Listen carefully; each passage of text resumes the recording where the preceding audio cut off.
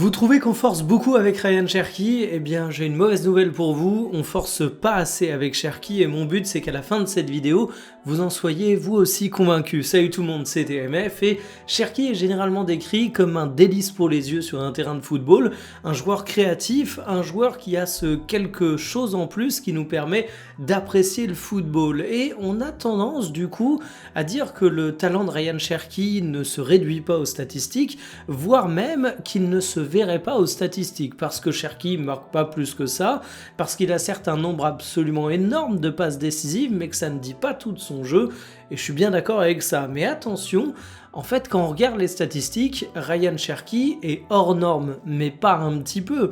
C'est-à-dire qu'entre lui et le reste de la première ligue, il y a un monde absolu. L'idée de cette vidéo, elle est dans ma tête depuis déjà pas mal de temps, parce que j'avais envie de faire un bilan de la saison de Ryan Cherki, mais elle vient également d'une discussion que j'ai eue avec DataScout sur leurs différents outils, et quelques éléments de data visualisation vont vous permettre de voir à quel point Cherki est un extraterrestre. Et j'exagère même pas en disant ça, c'est un joueur qui est sans commune mesure en première ligue, et ce qu'il fait est relativement unique aujourd'hui. Bref, c'est le grand hommage de Ryan Cherki, c'est le grand moment d'adresser notre prière pour le meneur de jeu absolu de l'équipe de France qui nous amènera trophée, gloire et bonheur footballistique. Installez-vous confortablement et bienvenue pour cette nouvelle vidéo Talk My Football.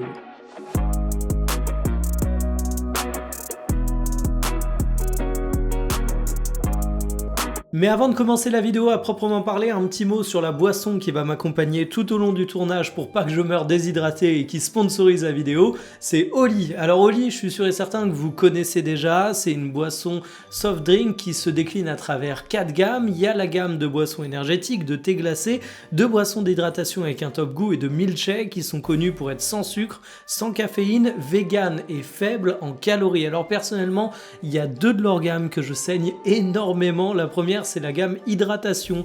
Alors certains d'entre vous le savent, je cours beaucoup, ça fait partie de mes passions avec le football, et quand on fait 50 à 100 bornes par semaine pour préparer du marathon, eh bien il faut boire énormément, c'est parfois difficile de revenir à chaque fois à une boisson, et avec Oli, j'ai une solution qui est sans sucre, sans calories, et qui me permet d'avoir un super goût à chaque fois que je bois. Et puis il y a la gamme milkshake.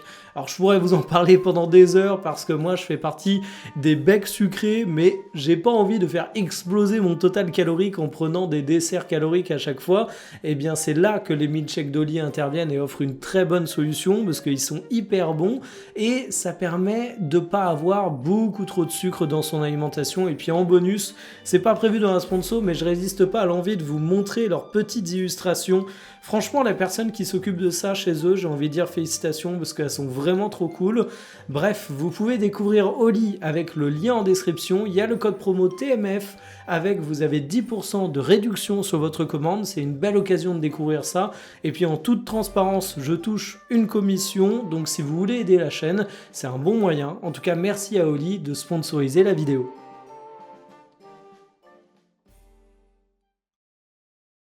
Pour comprendre à quel point Ryan Cherki est le joueur créatif de sa génération, je vous propose d'étudier différents nuages de points, et le premier, il va concerner la capacité de Ryan Cherki à distribuer des passes décisives pour ses coéquipiers.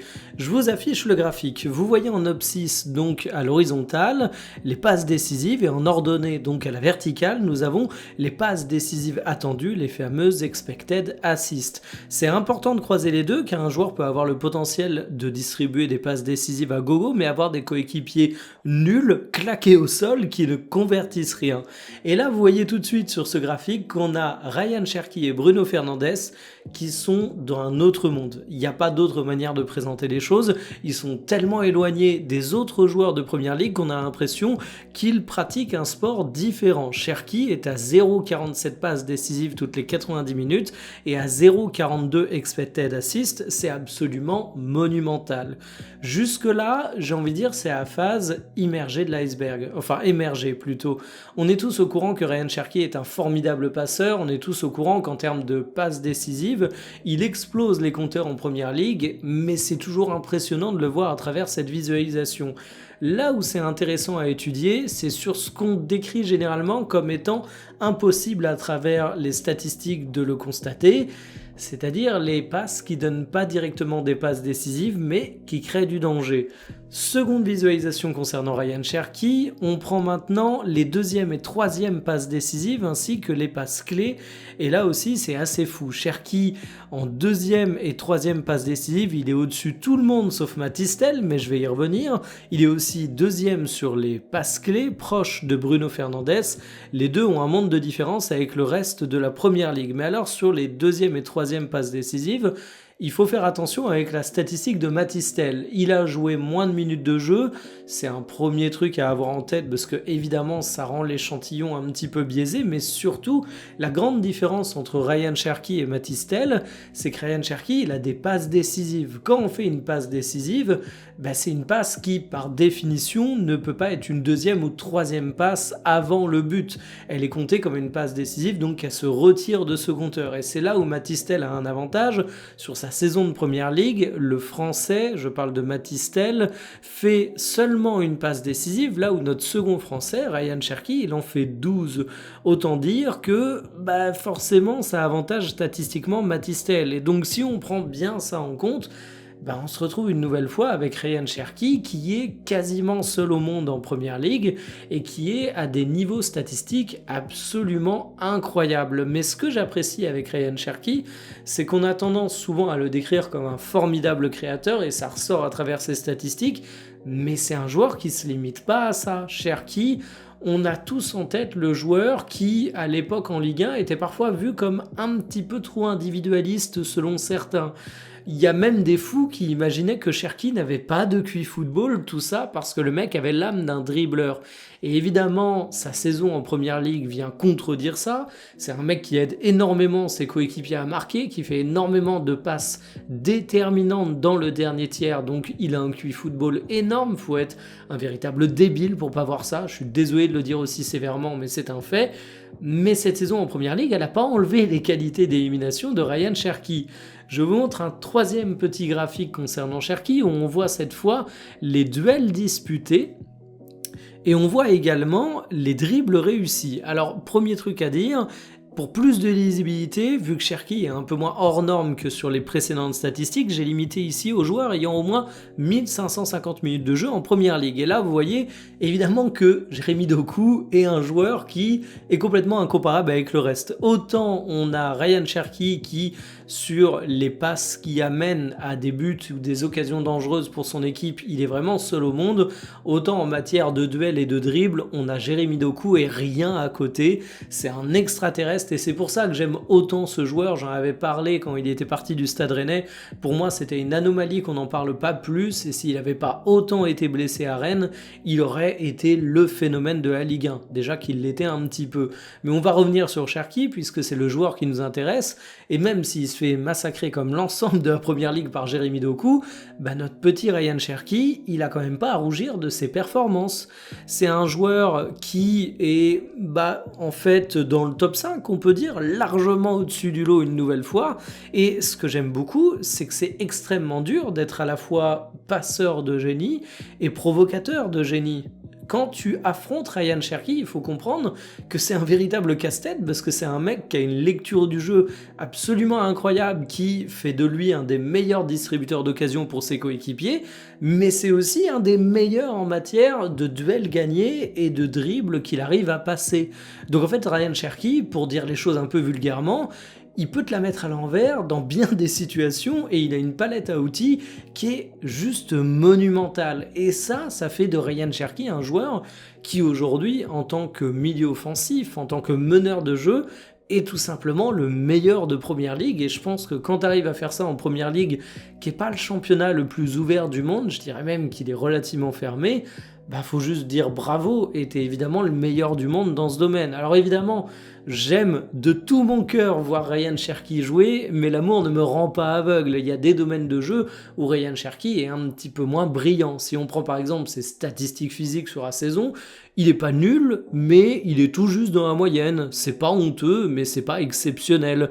Son nombre de buts, 4 en championnat, est également un grand axe de progression.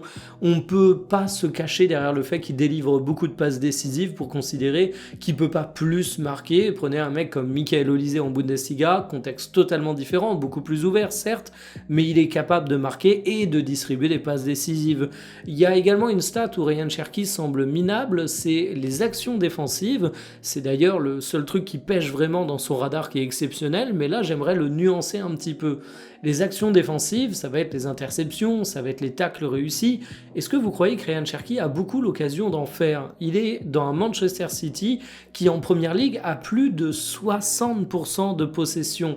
La philosophie de Pep Guardiola pour défendre, c'est que la meilleure manière de défendre au cours d'un match, c'est tout simplement de ne pas laisser le ballon à son adversaire. Donc quand bien même Ryan Cherki serait le plus grand défenseur de tous les temps, ce qu'il est évidemment pas, on est d'accord, il aurait juste pas assez de situation pour briller énormément en termes de tacle, en termes d'interception. Donc en fait, Ryan Cherki, c'est un joueur qui est un meneur de jeu, qui a des statistiques à la création sans commune mesure. Il humilie l'intégralité de la première ligue et même dans des domaines d'élimination, il se permet d'être dans le top de la première ligue tout en ayant en termes de buts des statistiques qui pourraient être jugées décevantes mais qui sont littéralement dans la moyenne, donc qui sont vraiment pas décevantes.